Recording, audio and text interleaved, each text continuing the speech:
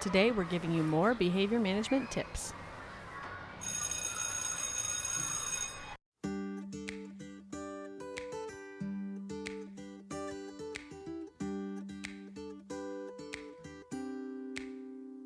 Hey everyone, Caylee and Lane here. Thank you for tuning in to another episode of the Pre-K Teacher Family. This is a podcast for all things pre-K teacher, behavior management strategies, time-saving tips, advice from teachers, and high-quality resources. If you need it, we're talking about it. We'll be bringing you new episodes every Friday. Make sure to hit subscribe so you never miss an episode.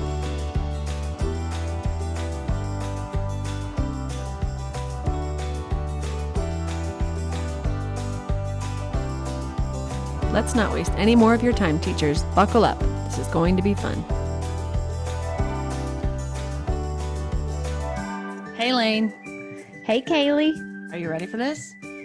I think so. Okay, good. Let's do it. All right. Okay, so we're back and we're going to continue with our list of behavior management strategies for you. We gave you 3 last week and now we're going to give you 4 more today. So, okay, Lane, what's number 4?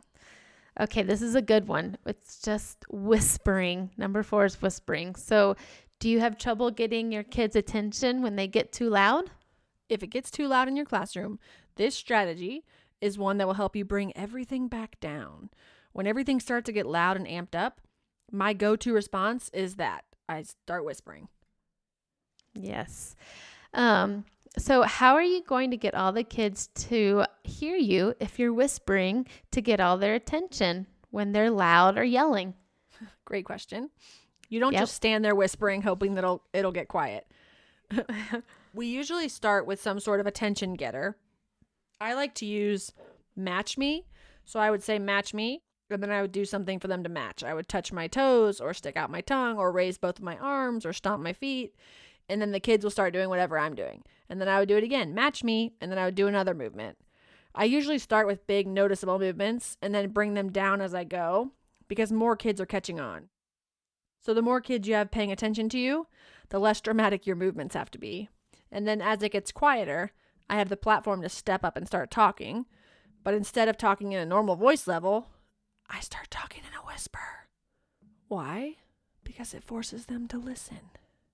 I would give whole announcements, whole lessons in a whisper because everybody's got to stay calm and focus on what I'm saying. I had observers that would say my classroom feels like a spa. I would usually play calming music while my kids would be working independently. I think that's where the term spa came from. But I'm telling you, this is because I used tactics like this whispering one a lot of the time and because it keeps the whole noise level down low.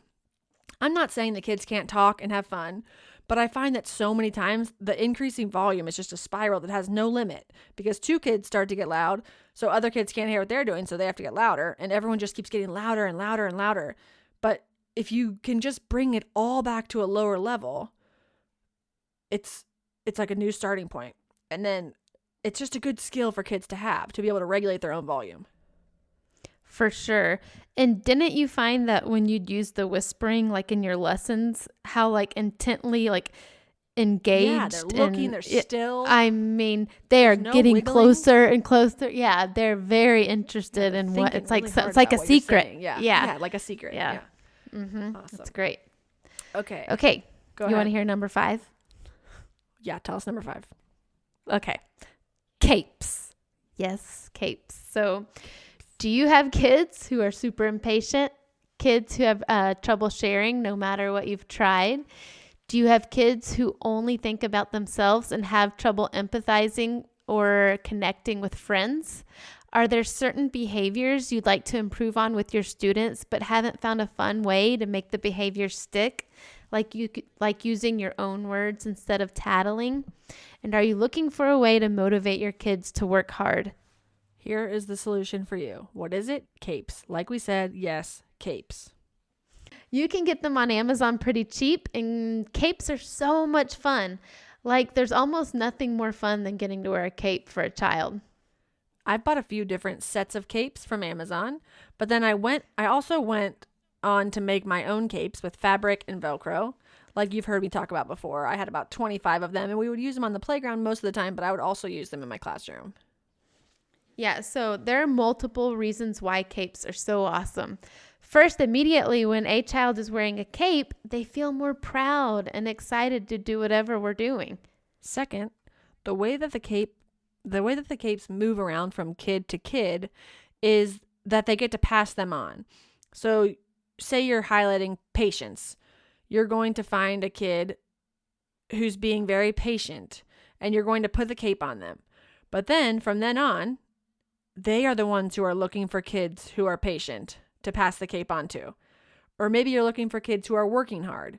This is a perfect one to use during our work time. We would use it when our kids were working independently. I would want them to all be working hard. They are getting the cape put on them, and so they would wear it for a few minutes.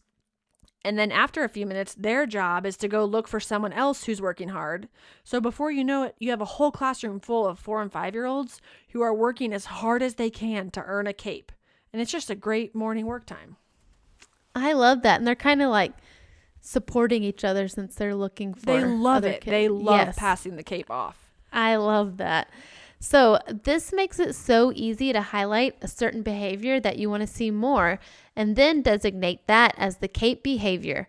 And kids are already looking for that behavior, trying to do that behavior, and then they get to wear the cape when they're doing it.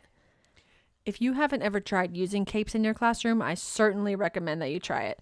I think that you're going to love the way that you see your kids' faces light up as they get to earn the privilege to wear the cape. And it doesn't have to be some huge distraction. You can teach them to put it on their peers very carefully. And then they can practice gently doing, the Velcro and going to find their friend and putting it around their neck in a way that doesn't hurt anyone, but feels good for everybody involved. Even the kids giving the cape away have a huge smile on their face. Okay, so we're on to number 6. This is very exciting. Yes. So number 6 is slapsticks. Okay, so I was a little hesitant to share this one because I shared this a few years ago as like my 3rd Instagram post ever, and people were ridiculous. What I did was I bought some of those slap bracelets that you slap onto a person's wrist, and the kids love these. So I thought of the idea of using the slap bracelets to give as a warning for volume level during center time. So what I did was I put a little piece of clip art onto each of the bracelets that just had a little face doing a shh signal. And because kids getting too loud during center time is something very real that happens a lot at the beginning of the year. I mean, we spend like months trying to get over that hump of like, it's too loud. Yes. So maybe you turn off the lights to get everyone's attention, but it seems to be one of those things where kids' volume, it just goes back up no matter what. So this is a fun way for me to enforce the volume limit in a positive way that the kids seriously had so much fun with. So maybe 2 boys are playing in the block center and it will get a little too loud, okay? So you can keep reminding them, lower your voices. Or you can use this memorable tactic to teach this lesson. So I would walk over to them with my slap bracelets and my apron, and I would hold out my hand, and they would put their hand in my hand. We would all have the biggest smiles on our face, and I would slap the bracelet onto their wrist. Okay? It doesn't hurt. There's no physical torture. Yeah, and it's not scary. It's not like, come over here, let me get this bracelet on. Literally, they laugh. Yeah. They laugh. I put my hand out. They put their hand in it, and we're like giggling as I do the little bracelet on their wrist. So, they would laugh. They would light up. Their face would light up immediately. And I would say, hey, here's your warning. Now that you have this bracelet on your wrist and you see that little shh face, this will remind you to keep your volume down. And if you can't remember, or if I have to come back over again because your voices are too loud, then you'll have to clean up and pick a new center. It was a very real, very clear warning that they had right there on their wrist, on their hands. That they, that's what they were using to play with, their hands. And that little shh face would be right looking at them. And they would help them to remember to keep but so that they didn't have to go pick a different center. Usually the only problem I had was that they didn't want to give them back later on because they loved the bracelets so much. But it absolutely helped keep the volume under control in my classroom. There was a very small number of times that I would have to go over and say, oh, you're very loud again, and you're already wearing a shh bracelet, so now it's time to clean up. And they wouldn't argue because they already had the clear warning on their hand. It was just a simple system that worked because the purpose was very clear and it was fun. Yeah, I always felt weird disciplining kids for being loud too. So like this is like a really not. Yeah, it's just a reminder. We just need Yeah, everybody in here to be on board with this system. Yeah. I love Yeah, this because idea. it does suck to go over and say, you're too loud again, clean up. Yeah, that's and right. I always go, oh. I know. And then it just trickles into other behaviors that you don't want. So exactly. Yeah. So I love that idea. I never tried it in my classroom. Did you do it when we were co-teaching? No, I actually started this at my next school. I don't know when these random ideas pop in my head, but it just came to me and I love it because I wish I had that in my toolbox back then. Did you ever find kids wanting to get the slapstick bracelet? Like I can see my kids being loud on purpose to get to wear the bracelet. Well, I mean, you know that they would never get loud just to get the bracelet because they weren't going to get the bracelet if they were just loud, you know? Like, okay, yeah. I'm like, guys, I'm glad you like the bracelets, but we use them for a specific purpose. Like, you don't want this, you know? Yeah. It just, they liked it, but no, they weren't trying to be loud because they would not get a bracelet for that. This actually gives me a good idea because in our house, we're working on waiting and being quiet when I'm on the phone. So I'm not usually on the phone because I hate talking on the phone. But when I am, it's usually a pretty important call like doctor, school, or our vet. We're on the phone with the vet a lot. Our dogs. So I think I'm going to make one with a little face and use it during phone calls. It's like an easy way to remind them. I can't talk to you right now and you need to lower your voice without me having to verbally tell them. Yeah, slap it on their wrist. Yeah, that's right. Because I'm always like doing the face, you know, quietly because I can't be like, be quiet, I'm on the phone. Yep. So this would be perfect. Oh, yep. Okay, so I remember when I first posted this, most people responded well, but some people were just ridiculous. Like, so you're saying you want me to slap my kids? And I was just like, I don't even know what to say to you right now. And now I just block people like that. I'm sorry that you don't have something better to do with your day. I wish you well, but I ain't got time for this. No, ain't nobody got time for that. Brene Brown's Netflix special, Call to Courage, changed my way of thinking on this. And I'm going to say it because I think some listeners might gain something from hearing this too. She said, if you're not in the arena getting your ass kicked on occasion because you're being brave, I am not interested in or open to your feedback about my work. Period. Yes. She goes on to say, there are millions of cheap seats in the world today, filled with people who will never once step foot in that arena. They will never once put themselves out there, but they will make a full-time job to hurl criticism and judgment and really hateful things towards us. And you have got to get out of the habit of grabbing it and taking it to our hearts. Don't let it near your heart. Don't stomp it. Don't trip over it. Just step over it and keep going. Don't take criticism and feedback from people who are not being brave with their lives. It will crush you. It gives me goosebumps still. Yeah. And I know it's a little dramatic to take that from a few people commenting negatively on a post, but those people are everywhere. Sometimes they do little jabs. Sometimes they do big jabs. I just love her thoughts on this. Don't let it go to your heart. Keep going. I've developed a pretty thick skin as I've moved along this journey of changing career paths and moving from a teacher to now supporting teachers and being very vulnerable here on this podcast. But I hope that this helps somebody with something they've been carrying, or maybe it will help you not to trip on somebody's words next time, but instead you'll be able to just keep walking. I love that so much. And oh my, sometimes people just have too much time on their hands. I know. Yeah. Okay, so back to the slap bracelets. This is a fun way to enforce limits while you both have a smile on your face. Isn't that a beautiful thing? Yes. Well, did you get them on Amazon or? Yes, I'll put a link in the show notes. I still found the same ones that I ordered a few years ago, so perfect. I'll get you mine, yeah. Okay, we have a new sponsor that we'd like to tell you guys about. It's a company called Amped Up Learning. They're owned and operated by classroom teachers, which we love. As you know, we're here to support teachers. This great company has fun teacher-designed and printed shirts that don't break the bank, and they have tons of documents and printable activities that gamify learning. How awesome is that? We all know kids retain so much more information when the lessons are fun. They have created a coupon code just for our listeners to give you 10% off your entire order. The code is Tried and True 10. Again, that's Tried and True and the number 10. It will give you 10% off, which makes it easy to remember. Tried and True 10. So make sure to check them out, use our coupon code, and they do giveaways every month on Facebook, Twitter, and Instagram. Find them at Amped Up Learning. I will attach a link to their Facebook page in the show notes. Okay, so our last and final one. Lane, are you ready for this? I'm ready. Okay, number 7 is using the phrases uh-oh or oops. You're like, what a letdown. I know. No, this is a good one. Yeah, this one you better believe pay it. attention. Okay. Right. Sometimes you need to address negative behaviors. It's just a part of the reality of being the adult in the room. Kids look to you to hold them accountable and keep the peace in the room. But there's a fine line here. You don't want to bring too much attention to the negative behavior, but you can't just carry on through your day acting like no one ever needs redirection.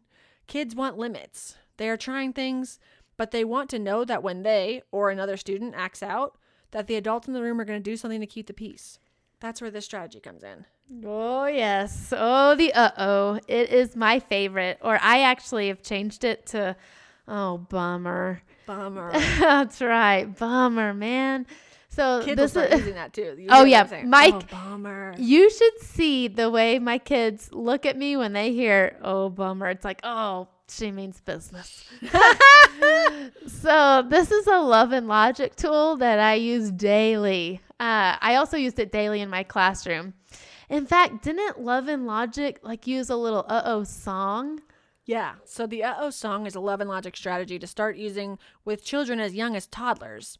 And then I prefer to adjust it slightly for the older students by transitioning to a new phrase. I just say, oops. And it's enough to make kids stop, think, and adjust what they're doing without taking much time or putting too much attention on any one negative behavior. Similar to the magic sprays, it's like a switch up that gives them a cue without shaming or pointing them out. Because when you say oops, you don't have to stare down one student. You can be throwing out oops when you're sitting there getting ready for a whole group lesson and they don't know which kid you're specifically talking to. So all they do, as soon as they hear it, all of them are going to react to you. If they're doing something they're not supposed to be doing, they're going to fix it. So it's usually a quick glance at an oops, and it'll just jumpstart a kid back to make a good choice. And I say it like that because there's something about the way you say it, oops, that just incites action. Mm-hmm. It's just like a perfect cue to signal, hey, you got to change that up.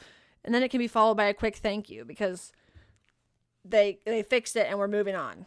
Yeah, that preemptive thank you is important. And having the empathy. Like when I say bummer, like you really want to express like, oh, man, let's make that other be genuine or else it's like a sarcasm. You go, that's right. Yeah, you go, what? Like this, it'll backfire. But if you're sincere, you go, uh-oh. Because in your heart, or you really are hoping they make the good choice, right? Totally. And you're so you're doing that preemptive thank you and the genuine empathy and hoping for the positive outcome. Right. Yeah. Right.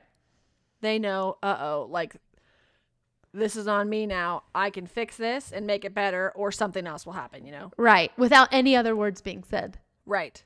So it's so easy. It's so good too. And the oops is just a quick oops, oops, oops. And it's just like kids are fixing it right away. We're just putting out those fires all over the place. Yes. And it's so true. A whole group and you say, oh, bummer. And they all, all go, is it me? They check their behavior. I'm like, put my lid where it's supposed to be too. Or I'm going to put my marker where it's supposed to be too. That's right. Totally.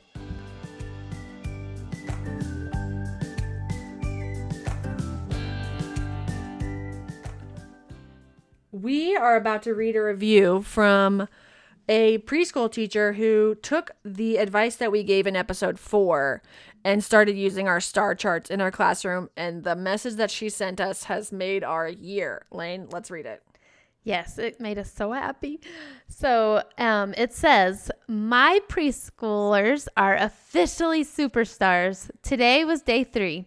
We have a group meeting in the morning where I have been laying the foundation and explaining the expectations. During that time, I start noticing right away, wow, superstar, you're sitting on your bottom, hands in your lap, and your ears are listening. Your star is going up. Let me tell you, in my 20 plus years of teaching, this is the toughest crew I have ever experienced. but we are superstars. I am a believer. The children have been so engaged at group and throughout the day. This semester, I have been disheartened with my efforts in vain. All the money, time, and love I put into lessons, only to have children who flip chairs, hit, scratch me, demanding, yelling at me while I try to teach and learn. The past couple of days, I have lost my what is going to kick my ass today attitude. And today I woke up saying, I have a plan for my superstars. Thank you for your ideas and support. You are changing lives. Can't even explain how great of a compliment that is. And then I went on to talk to her a little more, and she said, I think it's really important to share with teachers that the struggle is real. So many of us can't go public with the hard times, mostly because of privacy issues, but that sets up people to think that they are struggling because they are bad at teaching. And one of my favorite things about your podcast is that you are real. You give teachers grace, and you don't just talk about the Instagram-worthy pretty stuff. Oh, and I love that too. I mean, it's the best thing I could ever hear or imagine that gosh, someone would say. How many times, a day or, a week did you think you're a bad teacher? Every teacher thinks that every now and again. Totally. Gosh. We are all there. We are all in the same place. And it is it's just a mom too. Like some days you are awesome. Some days you're like, that was a fail. That was a big fail. But we're all in the same boat. But also what makes her a really phenomenal teacher, she keeps trying and she's listening to it and she's learning new things and willing to try them. That is our people right there. Heck yeah, that made me so excited. Me too. God, okay. This is going to be a great episode. She said she checks for new episodes every day. I love it. I cannot wait to release this. I'm going to work all night to release this for her tomorrow. Okay, we love you and thank you for giving it a try and for listening. Okay. Yay. Go team. All right. Okay, so we hope that these ideas have been helpful for you guys. If you have questions, we love hearing from you. Reach out to us on Instagram. As always, we have room for you in the pre-K teacher family. There's room for all of you. If you've been thinking about joining but aren't totally sure, I would love to talk to you. I have been getting to know teachers all over the place. And even though we might feel so different, the more I talk with them, the more I realize we are the same. We are experiencing the same problems, and we have solutions that have worked for lots of other teachers, and they're going to work for you too. Visit my website to learn more about the pre-K teacher family, triedandtrueteacher.com, and there's a tab that says Join the Pre-K Teacher Family, and you can find tons of information there. I also want to let everyone know that I have a Teachers Paid Teachers store where I have some of the documents I've created, not all of them because it takes a lot of time to make cover pages and previews and everything, but you can purchase some of the documents I've created there, but there are a lot that are exclusive to the pre-K teacher family. So you can visit my TPT store and get an idea of my resources. I'll put a link to the store in the show notes, but to get access to everything, you have to join the pre-K teacher family, and we can't wait for you to do it. As always, thanks for listening, and we'll see you next week.